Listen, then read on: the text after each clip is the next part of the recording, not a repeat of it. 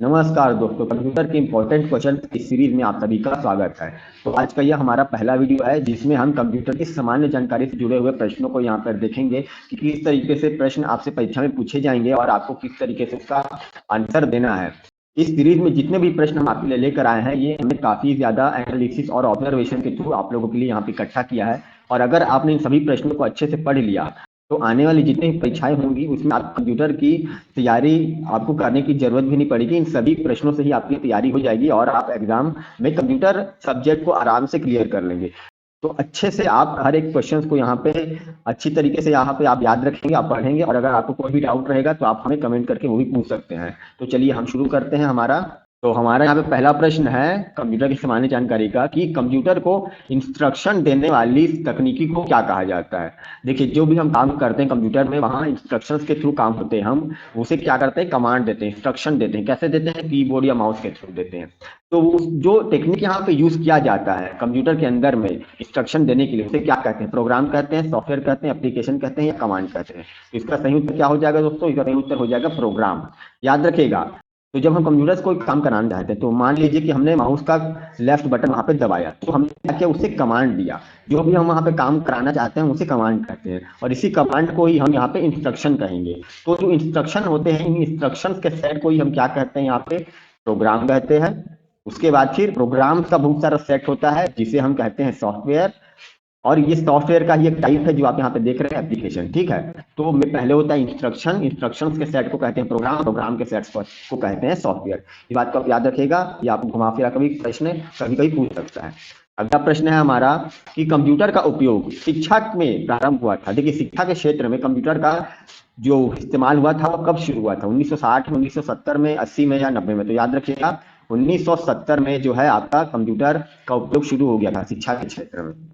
अगला प्रश्न है यहाँ पे कि कंप्यूटर में कैड का उपयोग किसके रूप में अभिव्यक्त किया जा सकता है। मतलब कैड जो है यहाँ पे किस चीज के लिए इस्तेमाल किया जाता है, यहाँ पे पूछ रहा है। एक्यूरेसी के लिए, रिपीटेबिलिटी के लिए या स्पीड एवं फ्लेक्सिबिलिटी ऑफ प्रोडक्शन के लिए। तो याद रखिएगा, देखिए इसका तो पहले सही उत्तर हो जाएगा उपरोक्त सभी। कैसे हुआ, तो देखिए सबसे पहले तो कंप्यूटर एडेड डिजाइन, कैड का मतलब क्या होता है यहाँ पे बता देता हूँ। कैड का मतलब याद रखिएगा कंप्यूटर एडेड और डिजाइन। देखिए ये क्या होता है कि यहाँ पे आपको पता चला होगा डिजाइन सुन के कि जो कंप्यूटर्स में डिजाइन होते हैं मतलब जितने भी ग्राफिक्स से जुड़े हुए काम होते हैं, ठीक है, इमेजेस बनाना, वीडियोस बनाना, ये सारे के सारे जो होते हैं एक सॉफ्टवेयर में काम किए जाते हैं। जैसे आप देख सकते हैं यहाँ इमेज में आपको एक सॉफ्टवेयर दिखाया गया है जो कि कंप्यूटर एडेड डिजाइन यानी कि कैड सॉफ्टवेयर है। तो अब इसका इस्तेमाल हम क्यों करते हैं, एक्यूरेसी के लिए करते हैं। हाँ बिल्कुल करते हैं, हम चाहते हैं कि हम जो भी वहाँ पे हम डिजाइन बनाए वो एक्यूरेट रहे, मतलब टेढ़ा मेढ़ा मत रहे। तो हम इस सॉफ्टवेयर की मदद से एक्यूरेट कर पाते हैं डिजाइन को। रिपीट एबिलिटी, ठीक है, रिपीट एबिलिटी का मतलब क्या हुआ कि जैसे मान लीजिए मैंने कोई डिजाइन बना लिया, लेट्स से डिजाइन बना लिया मैंने, सपोज कर लिए यहाँ पे इमेज में दिया है जैसे आपने ये वाला गोल वाला डिजाइन बना लिया। तो अगर आपको इसी तरीके का मान लीजिए 5 यहाँ पे उसका कॉपी चाहिए तो आप यहाँ पे कॉपी कर सकते हैं। एक डिजाइन बनाया आपने, उसको कॉपी कर लिया, तो आप उसे क्या कर सकते हैं, रिपीट कर सकते हो। एबिलिटी को बार बार आपको डिजाइन नहीं बनाना पड़ेगा, तो ये भी यहाँ पे यूज होता है। स्पीड एवं फ्लेक्सिबिलिटी, सीधी बात है, सॉफ्टवेयर का इस्तेमाल करके हम कोई भी डिजाइन जल्दी बना लेते हैं तो वहाँ पे स्पीड भी इस्तेमाल होता है, फ्लेक्सिबिलिटी भी है। मतलब हम जिस तरीके से चाहे उस तरीके से हम अपना डिजाइन वहाँ बना सकते हैं, वहाँ पे कोई ऐसा लिमिटेशन नहीं रहता। तो इस तरीके से इसका जो उत्तर है वो हो जाएगा उपरोक्त सभी। अगला प्रश्न है हमारा कि रोबोटिक्स का इस्तेमाल सबसे ज्यादा किस क्षेत्र में होता है। कुकिंग के क्षेत्र में होता है, मतलब खाना बनाने के लिए। मैन्युफैक्चरिंग में, मैन्युफैक्चरिंग मतलब कि जो फैक्ट्री वगैरह होते हैं, जैसे कार बनाने की कंपनी हो गई, मोबाइल बनाने की कंपनी हो गई, वहां पे होता है क्या, उनका मैन्युफैक्चर करने के लिए। या टीचिंग के क्षेत्र में होता है या फार्मिंग के क्षेत्र में होता है। तो ध्यान रखिएगा, वैसे तो इन सारे क्षेत्र में इस्तेमाल होता है रोबोटिक्स का, लेकिन यहाँ पे पूछा है सबसे ज्यादा इस्तेमाल। तो सबसे ज्यादा इस्तेमाल किसमें होता है, तो मैन्युफैक्चरिंग में होता है, ध्यान रखिएगा। जैसे आप यहाँ पे इमेज में भी देख सकते हैं या आप लोगों ने देखा होगा कुछ वीडियो वगैरह में भी यूट्यूब में दिखाता है कि वहां पे एक कार है और वो कार का जो बॉडी है उसे वहां पे डिजाइन किया जा रहा है, मतलब उसे फिट किया जा रहा है, मैन्युफैक्चर किया जा रहा है। तो क्या होता है, मशीन लगे होते हैं इस तरीके से बड़े बड़े। ये मशीनों को ही हम बोलते हैं रोबोटिक्स। रोबोटिक्स मतलब क्या कि सॉफ्टवेयर और जो आपके हार्डवेयर होते हैं उनका एक संगम होता है, यहाँ इस तरीके से बनाया जाता है। ये आपका जो मशीन होता है ये एक इंसान के हाथ पैर की तरह काम करते हैं, ठीक है। तो इन्हें ही हम रोबोटिक्स बोलते हैं टेक्नोलॉजी के क्षेत्र में, कि वो क्या एक रोबोट की तरह काम करते हैं, ठीक है। तो ये सबसे ज्यादा इस्तेमाल होता है मैन्युफैक्चरिंग में, याद रखिएगा। कंप्यूटर सिस्टम को नियंत्रित करने वाले प्रोग्राम का नाम क्या है। देखिए जो कंप्यूटर होता है तो कंप्यूटर सिस्टम मतलब कि पूरा जो आपका हार्डवेयर होता है वहाँ पे, है ना, आपका मॉनिटर हो गया, आपका कीबोर्ड हो गया, माउस हो गया, जो आपका सीपीयू हो गया, इन सब को कंट्रोल कौन करता है, नियंत्रित कौन करता है? हार्डवेयर नहीं, हार्डवेयर कैसे नियंत्रित करेगा? हार्डवेयर को ही दूसरा कोई नियंत्रित करता है। कौन करता है? सॉफ्टवेयर करता है। ध्यान रखिए, सॉफ्टवेयर एक ऐसा चीज है जिसके बिना कंप्यूटर जो है वो एक मरे हुए व्यक्ति के समान है। जैसे इंसान का एक शरीर है, उसमें अगर आत्मा ना हो तो वो कोई काम का है क्या? नहीं है। उसी तरीके से हमारा कंप्यूटर सिस्टम होता है, हार्डवेयर तो है, अगर सॉफ्टवेयर नहीं है तो कोई काम का नहीं। सॉफ्टवेयर ही क्या करता है? पूरे हमारे कंप्यूटर सिस्टम को कंट्रोल करता है। इसका सही उत्तर हो जाएगा सी, सॉफ्टवेयर। अगला प्रश्न है हमारा कि कंप्यूटर प्रोग्रामिंग में फॉर्क क्या होता है? देखिए, फॉर्क जो है, ये जो है टेक्नोलॉजी में, अगर आपने सॉफ्टवेयर वगैरह अगर पढ़ा होगा तो आप लोगों ने ये शब्द सुना होगा। इसका मतलब क्या होता है? काम भेजना, नई जॉब का बनना, नई प्रक्रिया का बनना, या काम की प्राथमिकता बढ़ाना। देखिए, सबसे पहले इसका सही उत्तर बता देता हूँ, हो जाएगा नई प्रक्रिया का बनना। क्या होता है कि जब हम कोई भी काम करते हैं कंप्यूटर में, तो कोई भी एक वर्क होता है, उस वर्क को हम बोलते हैं प्रोसेस। क्या बोलते हैं? प्रोसेस। हम बोलते हैं ना कि ये हमारा काम है, प्रोसेस हो रहा है। जैसे आपने मान लीजिए कि माइक्रोसॉफ्ट वर्ड आपने ओपन किया और वहां पे आप क्या कर रहे हैं? कुछ टाइप कर रहे हैं, तो क्या हुआ? वो जो आप काम कर रहे हैं वहां पे, वो जो सॉफ्टवेयर हो क्या, और प्रोसेस हो रहा है। तो जब भी कोई नया प्रोसेस क्रिएट होता है तो इसी चीज को हम यहाँ प्रोग्रामिंग की भाषा में बोलते हैं फॉर्क। ठीक है, इस बात को ध्यान रखिएगा। चलिए, अगला प्रश्न है, कंप्यूटर विज्ञान में गीगो शब्द का संबंध खाली स्थान से है। देखिए, ये जो शब्द है गीगो, इसका इस्तेमाल आप लोगों ने शायद किया होगा अगर आपने कंप्यूटर साइंस पढ़ा है तो। इसका इस्तेमाल किस चीज के लिए किया जाता है? शुद्धता को दर्शाने के लिए, स्वचालित को दर्शाने के लिए, लचीलापन या व्यापकता? तो देखिए, इसका मतलब मैं आपको बता देता हूँ, आप समझ जाएंगे। गीगो का मतलब होता है गार्बेज इन, गार्बेज आउट। अब देखिए, गार्बेज का मतलब क्या होता है? गार्बेज का मतलब होता है कचरा। तो इसका मतलब क्या हो गया? गार्बेज इन मतलब कचरा अंदर गया, तो गार्बेज आउट कचरा बाहर आया। तो अब ये कचरा किस चीज को यहाँ पे कहा जा रहा है? तो देखिए, होता क्या है कि जब हम कंप्यूटर में कोई भी काम करना चाहते हैं, हम उससे कुछ इनपुट देते हैं। मान लीजिए कि आप लोगों ने एक कैलकुलेटर यहाँ पे ओपन करके रखा है और वहां पे आप कमांड दे रहे हैं कि 2 और 3 को क्या करो, ऐड कर दो। तो ये जो आपने नंबर एंटर किया 2 और 3, ये क्या है? यही है आपका डेटा। अब डेटा क्या होता है? यहाँ पे मैंने डेटा इनपुट दिया, तो देखिए जब आप डेटा एंटर करते हैं तो कभी कभी ऐसा डेटा होता है किसी सॉफ्टवेयर के लिए कि उस सॉफ्टवेयर जो है वो उस डेटा को इनपुट नहीं ले सकता, मतलब उस चीज को वो एज अ इनपुट वहां पे वो सही नहीं है। ठीक है, तो वही वहां पे गार्बेज कहलाएगा। मान लीजिए जैसे आप घर में सब्जी बना रहे हैं, तो आपको किसी ने सड़ा हुआ सब्जी दे दिया, तो आप गार्बेज यहाँ पे फेंक दोगे। ठीक है, तो उसी तरीके से कंप्यूटर में क्या होता है कि कभी अगर आप लोगों ने डेटा दिया, जैसे आपने 2+3 किया, वो आउटपुट दे देगा 5। लेकिन अगर आप गलत इनपुट देते हैं तो आउटपुट भी आपको गलत मिलता है। तो उसी चीज को यहाँ पर बताया जाता है कि गार्बेज इन, अगर आपने गलत इनपुट दिया तो गार्बेज आउट, यानी कि आपका जो आउटपुट होगा वो भी गलत होगा। यानी कि ये किस चीज से वो यहाँ पे इस्तेमाल हो रहा है? तो देखिए, शुद्धता को यहाँ पे दर्शाया जा रहा है कि आपका जो डेटा है, जो आपका आउटपुट आ रहा है, वो कैसा है, शुद्ध है कि नहीं है। ठीक है, तो यहाँ इसका जो आंसर हो जाएगा एक, शुद्धता यानी कि एक्यूरेसी। अगला प्रश्न है हमारा, किसी फाइल को स्थायी तौर पर रिसाइकल बिन में भेजे बिना डिलीट करने के लिए खाली स्थान शॉर्टकट की होता है। देखिए, हमें पता है जब भी हम कंप्यूटर में कोई फाइल या कोई भी डेटा हम जब डिलीट करते हैं तो वो क्या होता है, पूरी तरीके से कंप्यूटर से डिलीट नहीं होता, वो एक अलग ही स्पेस में चला जाता है, एक छोटा सा स्पेस वहां पे ऑक्यूपाई हो जाता है, उसमें स्टोर हो जाता है, जिसको हम बोलते हैं रिसाइकल बिन। आप लोगों ने देखा होगा, उसमें बना होता है कंप्यूटर डेस्कटॉप में, तो रिसाइकल बिन में चला जाता है। लेकिन हम चाहते हैं कि जब हम डिलीट करें तो रिसाइकल बिन में ना जाए, परमानेंट डिलीट हो जाए। तो वहां पे हम कौन सा शॉर्टकट की बटन इस्तेमाल करते हैं? तो ध्यान रखिएगा, शिफ्ट के साथ आपको डिलीट बटन दबाना होता है। तो जब आप शिफ्ट के साथ डिलीट बटन दबाते हैं तो वहां पे जब फाइल डिलीट होता है तो वो रिसाइकल बिन में नहीं जाता, पूरी तरीके से परमानेंट डिलीट हो जाता है कंप्यूटर से। अगला प्रश्न है, कौन सा सही नहीं है? ये यहाँ पे कुछ कथन लिखे हुए हैं, कुछ स्टेटमेंट है, कौन सा इसमें सही नहीं है, यानी कौन सा गलत है बताना है। पहला है, डिलीट फाइलें रिसाइकल बिन से रिस्टोर हो सकती है। हाँ, बिल्कुल सही है ये चीज। फाइलों को रिसाइकल बिन में भेजने पर डिस्क में फ्री स्पेस स्टोर हो सकता है। हाँ, बिल्कुल होता है। किसी टेक्स्ट से डिलीट हुआ एक पैसेज रिस्टोर हो सकता है यदि डिलीट करने के तुरंत बाद संयुक्त फाइल बंद ना हो। तो देखिए, ये भी बिल्कुल सही है। अगर आपने मान लीजिए कि माइक्रोसॉफ्ट वर्ड यहाँ पे चालू किया हुआ है और आप यहाँ पे कुछ टाइप कर रहे हैं, और अगर आपने यहाँ पे मान लीजिए कुछ डिलीट कर दिया, ये वाला भाग आपने डिलीट कर दिया, तो आप कंट्रोल Z करके अंडू करके उसको रिस्टोर कर सकते हो। लेकिन अगर आपने इस फाइल को यहाँ से जो कट का बटन रहता है वहां दबा के क्लोज कर दिया और फाइल को सेव नहीं किया है, उसके बाद दोबारा आप ओपन करोगे, उसको रिस्टोर करोगे, तो नहीं होता है। तो ये भी सही है, यानी कि यहाँ पे कौन सा सही नहीं है? तो उपयुक्त कोई नहीं, कोई भी सही नहीं है। इसका जो सही उत्तर हो जाएगा वो हो जाएगा डी। ठीक है। अगला प्रश्न है हमारा कि 8085 एक खाली स्थान बिट माइक्रो प्रोसेसर था। देखिए माइक्रो प्रोसेसर के बारे में अगर आपने पढ़ा होगा तो आपको पता होगा कि माइक्रो प्रोसेसर, तो पहले मैं आपको बता दूं क्या होता है। माइक्रो प्रोसेसर मतलब कि ये हमारे कंप्यूटर का मस्तिष्क का है, ब्रेन बोल सकते हैं इसको कंप्यूटर का। जो हमारा बड़ा सा सीपीयू का डब्बा होता है वो तो ठीक है, उस डब्बे के अंदर में जो आपका मदरबोर्ड लगा होता है, मेन सर्किट बोर्ड, वहां पे एक छोटा सा चिप टाइप का यहाँ पे लगा होता है, जो कि सारा का सारा आपका काम यही करता है। इसको बोलते हैं माइक्रो प्रोसेसर। ठीक है। अभी जो माइक्रो प्रोसेसर होता है ये अलग अलग बीट का बना होता है। अब इसको आप डिटेल में पढ़ेंगे तो आपको समझ में आएगा कि बीट्स क्या होते हैं। फिलहाल मैं उसके बारे में अभी नहीं बता रहा हूँ, बाद में हम उसके बारे में कभी डिटेल से पढ़ेंगे। ठीक है। तो अब ये कितने बीट का है हमको यहाँ पे बताना है। 4 बीट का माइक्रो प्रोसेसर था ये जो 8085 था, ये वाला जो मॉडल था, ये कितने बिट का था? 4 बिट का था, 8 बिट का था, 16 बिट का था, 32 बिट का। याद रखिएगा ये 8 बिट का माइक्रो प्रोसेसर था। ये प्रश्न अक्सर पूछा जाता है, बहुत बार इस प्रश्न को पूछा गया है पेपर में, और आगे भी काफी ज्यादा ये पूछा जाएगा, क्योंकि प्रश्न जो है ये परीक्षा की दृष्टि से बहुत ज्यादा महत्वपूर्ण है। ठीक है। तो ध्यान रखिएगा 8085 8085 8 बिट का माइक्रो प्रोसेसर है। अगला प्रश्न है कि IBM स्वचालित अनुक्रम नियंत्रित कैलकुलेटर, यानी कि इसको इंग्लिश में बोलेंगे ऑटोमेटिक सीक्वेंस कंट्रोल कैलकुलेटर, ठीक है, किसको कहा जाता है? मतलब ये वाला जो कैलकुलेटर बना है, IBM कंपनी ने जो बनाया है, इसे क्या नाम दिया है? ठीक है, इनियक नाम दिया है, मार्क 1, एनालिटिकल इंजन, या यूनिवैक 1, किसे कहा जाता है? तो ध्यान रखिएगा इसका सही उत्तर हो जाएगा मार्क 1। ठीक है। इसे मार्क 1 नाम से बुलाते हैं। ये देखिए यहाँ पे फोटो है, आप देख सकते हैं।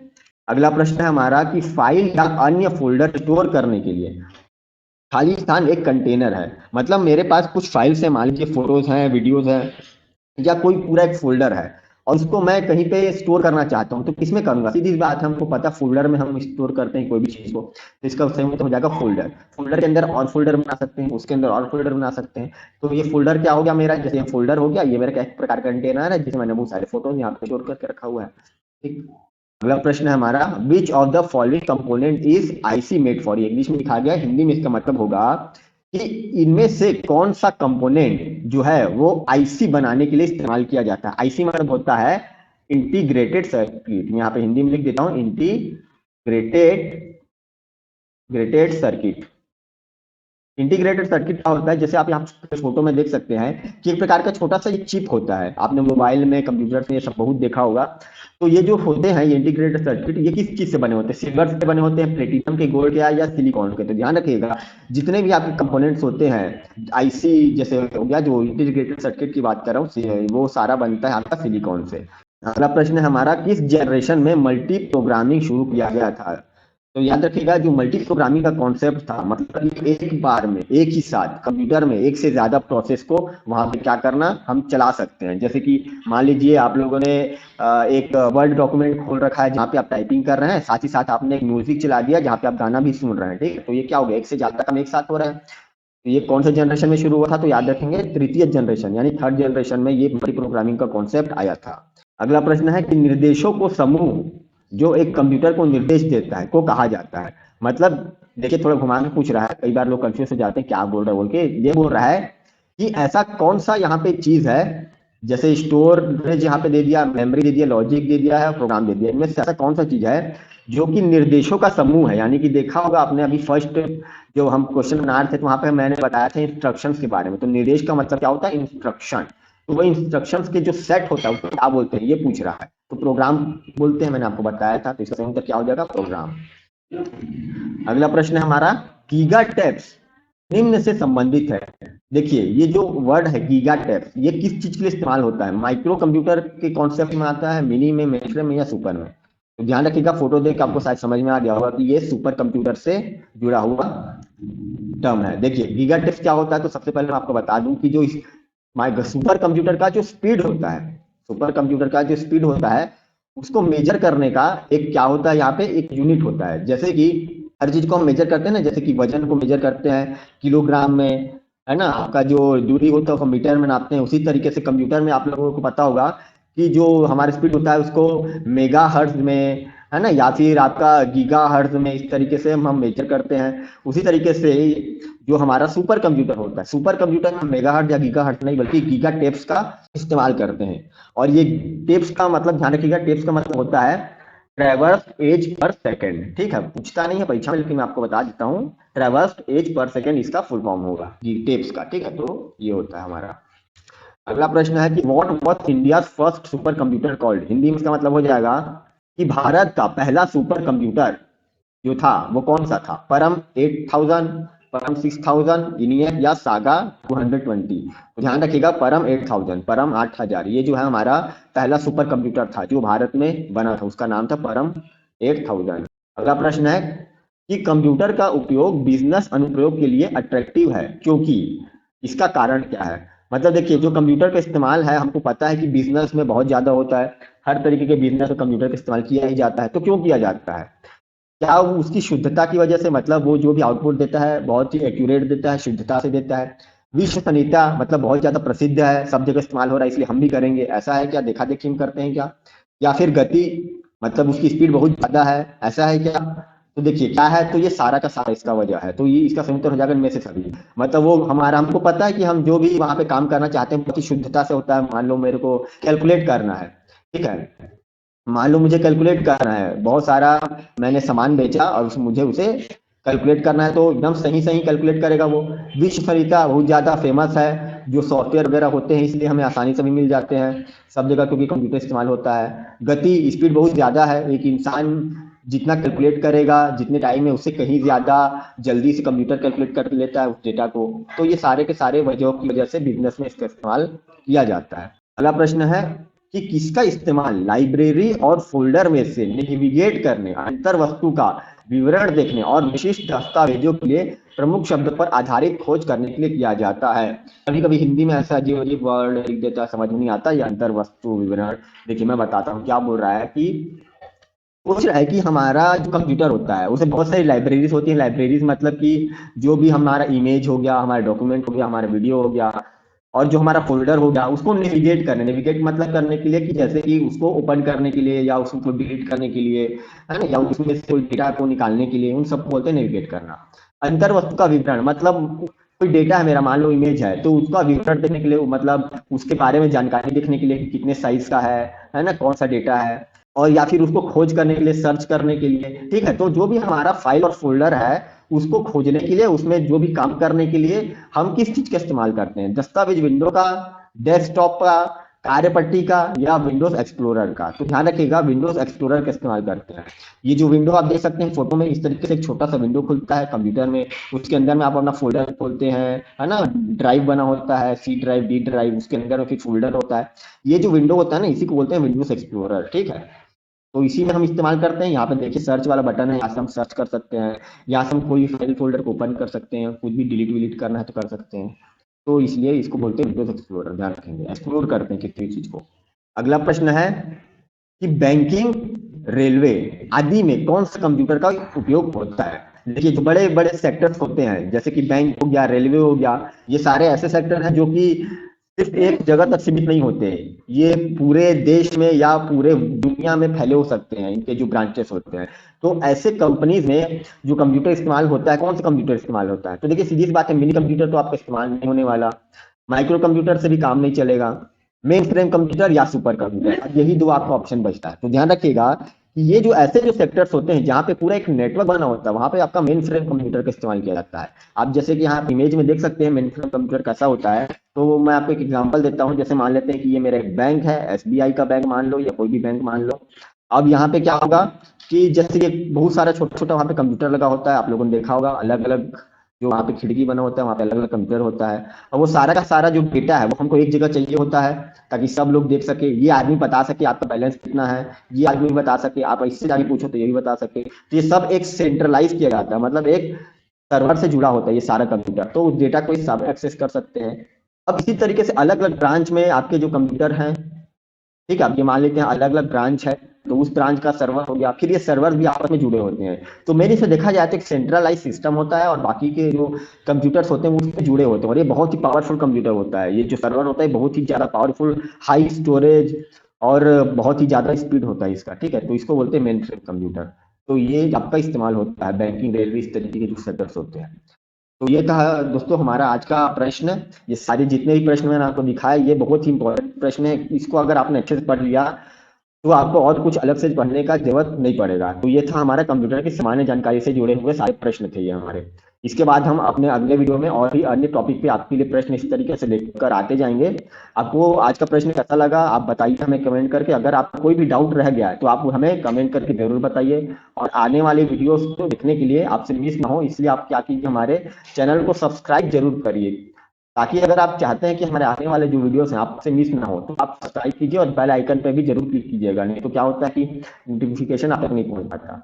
तो ठीक है दोस्तों, आज के लिए इतना ही। अगर आपको पसंद आए तो आप इस वीडियो को लाइक जरूर कीजिए, इससे हमें पता चलता है कि आपको पसंद आ रहा है, और दोस्तों तक भी अपने शेयर कीजिए।